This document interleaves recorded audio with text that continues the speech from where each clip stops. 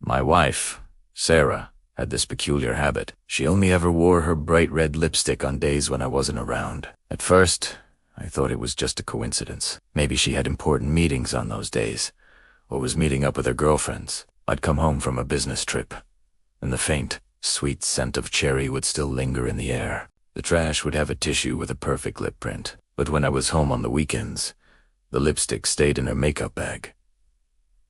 I tried to ask her about it casually one evening. "Honey, how come we never wear that pretty red lipstick when we go out?" She just laughed it off, saying, "Oh, it's a bit much for just us, isn't it? I save it for special occasions."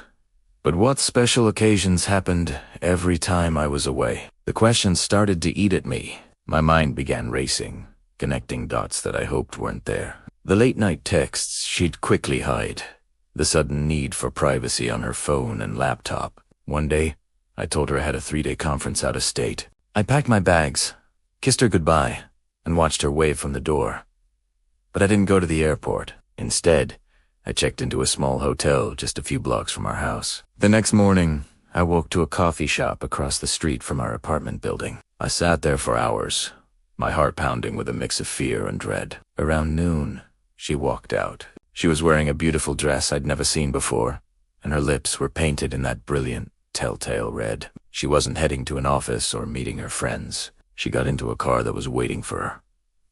A car I didn't recognize. I followed them. They drove to a fancy restaurant on the other side of town. I watched from my car as she laughed and leaned in close to the man sitting across from her. It was my old college roommate, my former best friend. The sight was like a physical blow. The red lipstick wasn't for a special occasion. It was for him. It was their signal. I had my answer. The lipstick she never wore for me was the brightest red flag of all. He drove away not knowing what to do next, but knowing everything had changed.